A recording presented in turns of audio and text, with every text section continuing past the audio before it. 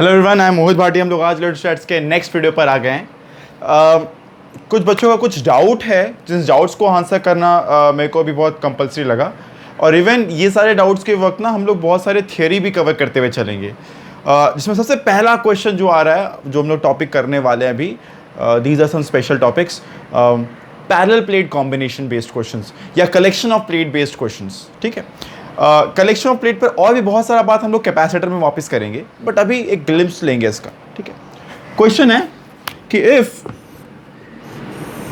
There are collection of plates, parallel plates kept in isolation like this.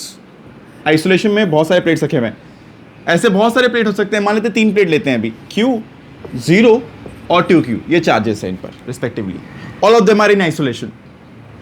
अपना पहला agenda है या पहला क्वेश्चन है, find the charge appearing on each face. ठीक है, इसके लिए 3 स्टेप यूज करेंगे।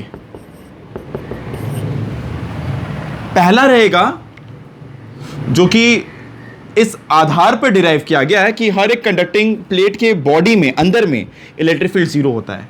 उसी को आइडियोलॉजी लेके डिराइव किया गया, that sum of charges on all the plates, sum of charges of all the plates, sum of charges of all the plates by 2 is the charge residing on outermost plate, outermost face of the extreme plates. ठीक है ना, sum of charges by 2 is the charge residing on the outermost face of the extreme plates. मतलब extreme plate कौन है? ये दो।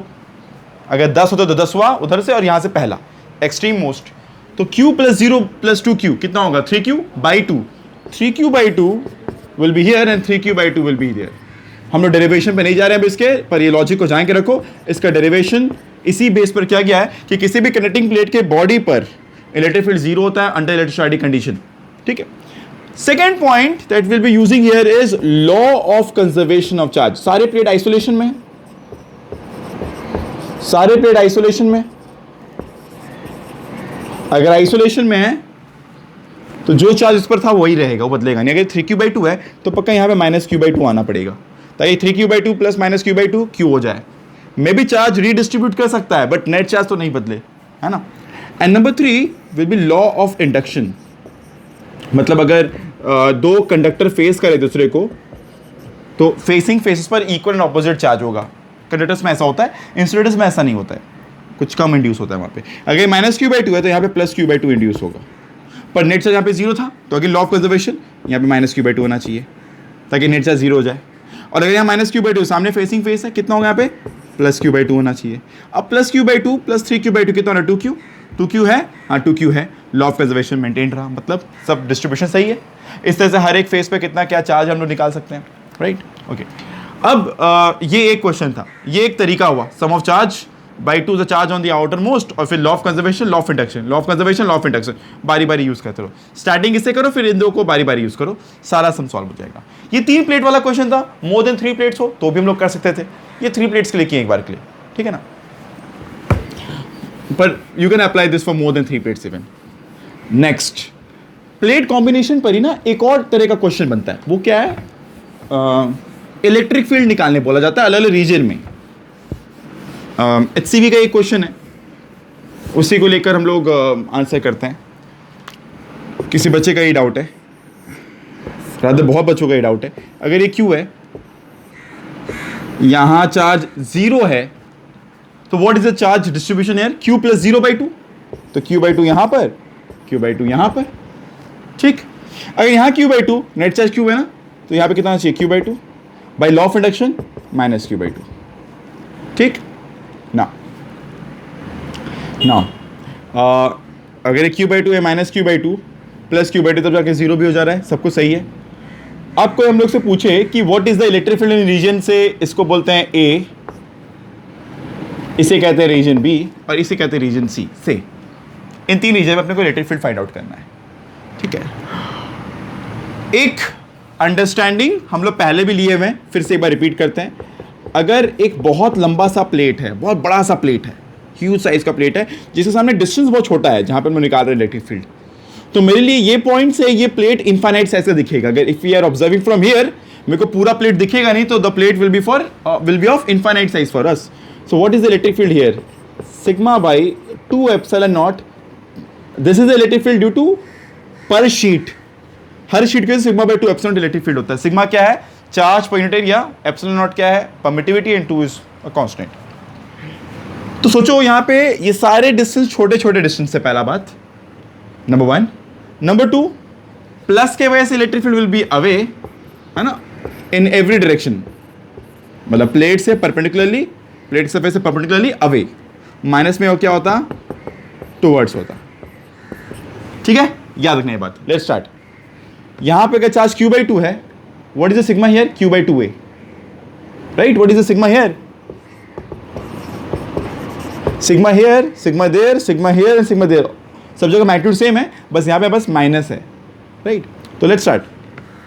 इसे phase 1, phase 2, phase 3 और फेज 4 कहते हैं। प्लस के वजह से खाली अवे होगा। अगर यहां पे चार्ज है, इसके वजह से सिर्फ अवे होगा। अवे मतलब इधर की तरफ भी अवे, इधर की तरफ भी अवे, मतलब अवे अवे, राइट? फेज 2 को अगर नीचे बनाते हैं, let me use blue marker ताकि थोड़ा सा अलग दिखे। अगेन फेज 2 पे भी चार्ज प्लस ही है, यहाँ माइनस है, यहाँ प्लस है,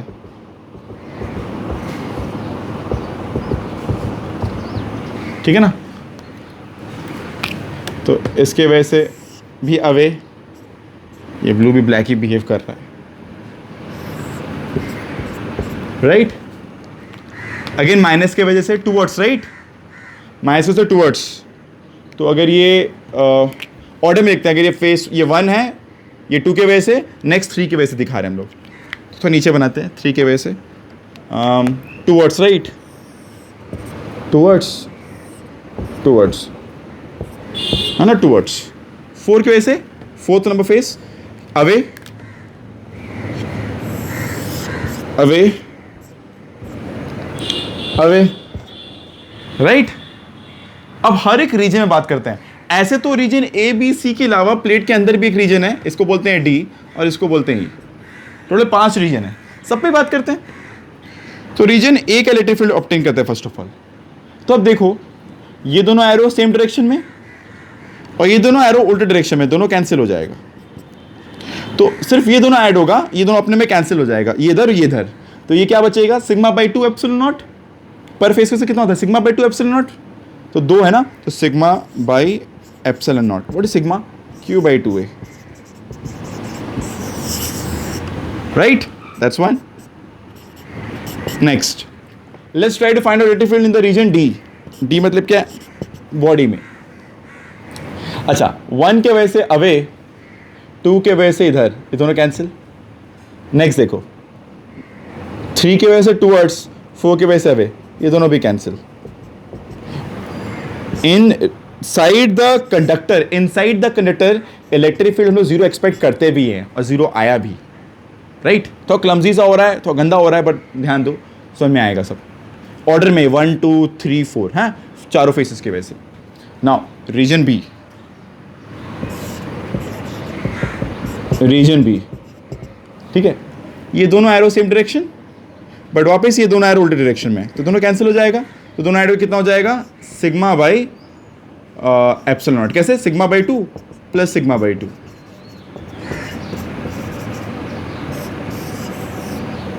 right? Okay, next, next region E का बात करते हैं। रीजन ई का बात करते हैं।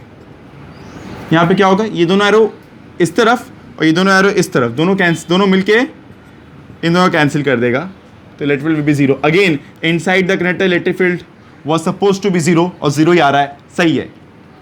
नंबर 5, दोनों एरो सेम तरफ और ये दोनों एरो उल्टे में, तो दोनों एक दूसरे को कैंसिल कर देगा, बट ये दोनों ऐड हो जाएगा।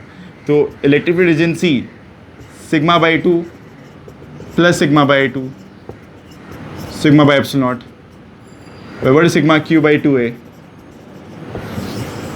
राइट। इस तरह सॉल्व कर लिया हम लोग। इस तरह से हर एक जगह का इलेक्ट्रिक फील्ड निकल गया और चार्ज डिस्ट्रीब्यूशन ऐसा हुआ ये, और जो ये हुआ सही हुआ, इसका एक प्रमाण है, एक वेरिफिकेशन है कि कंडक्टर के बॉडी में इलेक्ट्रिक फील्ड जीरो है, right. That's how you verify कि इधर में इलेक्ट्रिक फील्ड जीरो होना था इलेक्ट्रोस्टैटिक कंडीशन में। Now let's proceed further. तो ये सर मैं ऐसे ही इस तरह से अप्रोच करते रहोगे, और भी वेरिएशंस इसमें, बट एक बार के लिए ये एक बेसिक लेवल जो सपोर्ट चाहिए था वो मैंने कर दिया। मूव करते हैं आगे, ठीक है। और एक वेरिएशन जो बच्चों को बहुत हॉन्ट कर रहा है वो है लाइटनिंग कंडक्टर पे क्वेश्चन जो आता है।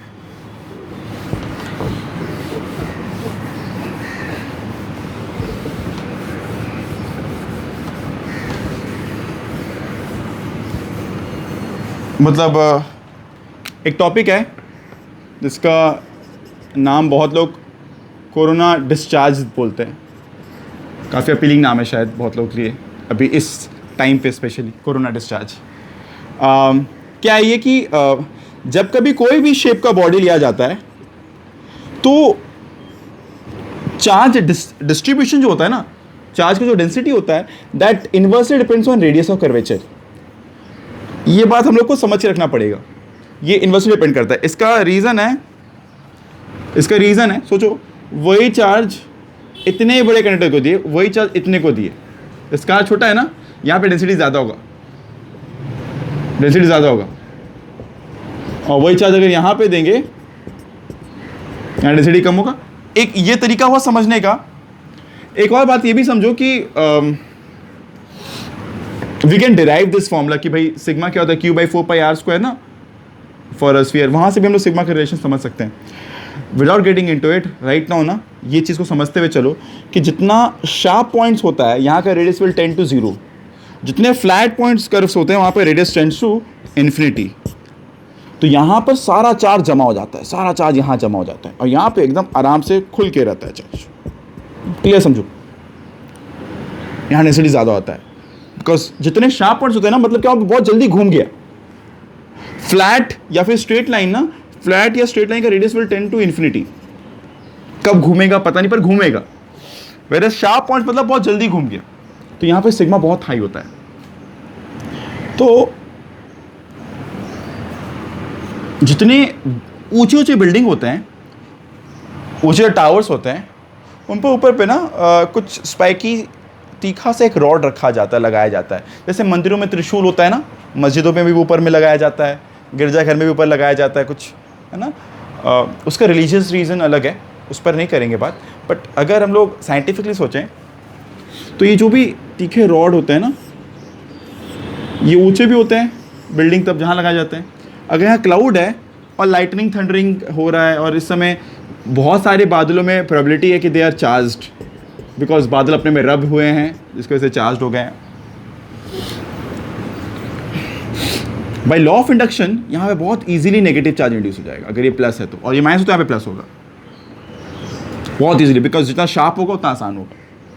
तो ये बादल बिल्डिंग का किसी और पार्ट को इंड्यूस नहीं करेगा, सिर्फ इसी रॉड को इंड्यूस करेगा फिर, बिकॉज यहाँ पे शार्प पॉइंट है स्ट्रेट अवे।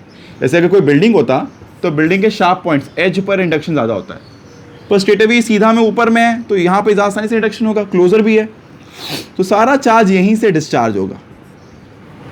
इस तरीके से यहाँ पे भी कोरोना डिस्चार्ज में भी होता है, ये शार्प पॉइंट है, ये पॉइंट इजीली डिस्चार्ज करता है सारा चार्ज को। डिस्चार्ज करना मतलब चार्ज फ्लो करेगा यहाँ से, और यहाँ से अर्थ में एक वायर कनेक्ट कर दिया जाए तो सारा चार्ज अर्थ में चला जाता है।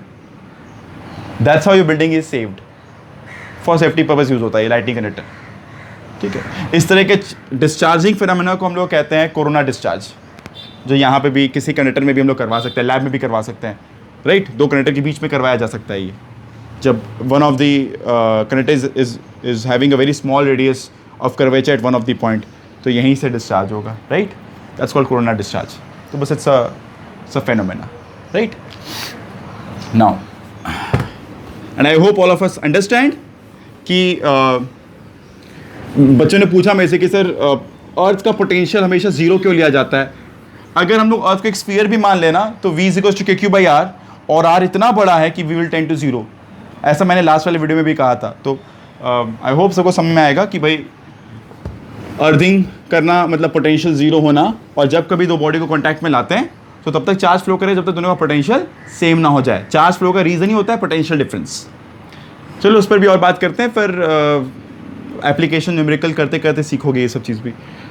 आगे जो अगला डिस्कशन है वो है डाइपोल डाइपोल इंटरेक्शन। ये एक क्वेश्चन है जो बहुतों को दिक्कत दे रहा है। हम लोगों ने एक वीडियो में डाइपोल डाइपोल पे कुछ बात किया भी है, डाइपोल का जो सेकंड वीडियो था। लेट से एक क्वेश्चन जो दिया हुआ था उसको हम कंप्लीट कर लेते हैं पहले। ये एक डाइपोल है, मान लेते हैं से P1, यहाँ से x की दूरी पर लेट से we have one more dipole से P2।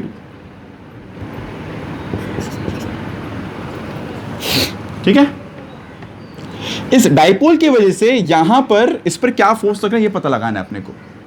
स्टेप बाय स्टेप करेंगे, कुछ फॉर्मूला भी है उसको रिकॉल करेंगे। इस डाइपोल की वजह से यहां पर कितना इलेक्ट्रिक फील्ड बनेगा फर्स्ट ऑफ ऑल ये फाइंड करते हैं। तो will write E1 is equals to KP1 by x cube, और अगर ये y एक्सिस है तो ये नेगेटिव y एक्सिस होगा। ये अगर y है ये x है, तो अगर ये y है तो ये नेगेटिव y की तरफ होगा। याद होगा ना, एक डाइपोल के परपेंडिकुलर बाइसेक्टर पर इलेक्ट्रिक फील्ड उल्टे तरफ होता है, प्लस के वजह से ऐसे और माइनस के वजह से तो रिजल्टेंट इस तरह था। ये हो गया E1, राइट। तो KP1 by x cube minus J cap. ठीक है, नाउ इस डाइपोल पर जो फोर्स लगता है उसके लिए एक फॉर्मूला था, हम लोग डिराइव किए थे, उसको डिटेल नहीं किए थे लास्ट टाइम, डिटेल कर देते हैं अभी। फॉर्मूला एक्सप्रेशन की तरह याद करो अभी चीज़ों को। फॉर्मूला है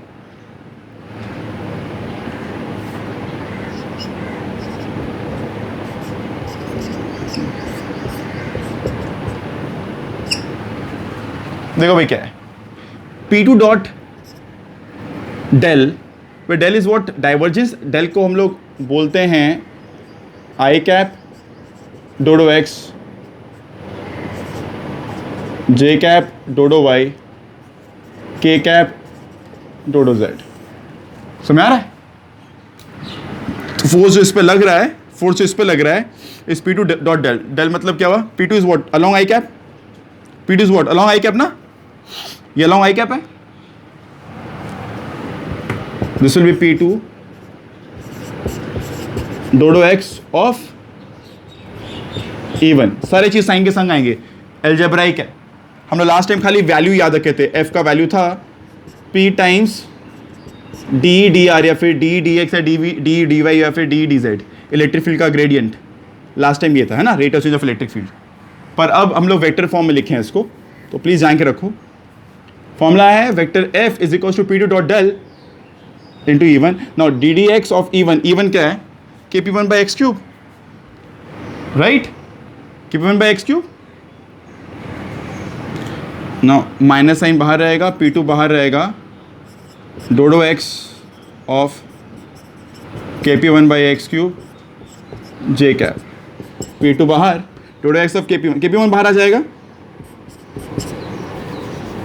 तो minus KP1 into P2, this will be what, डोडो x of x to power minus three, x to power minus three ना,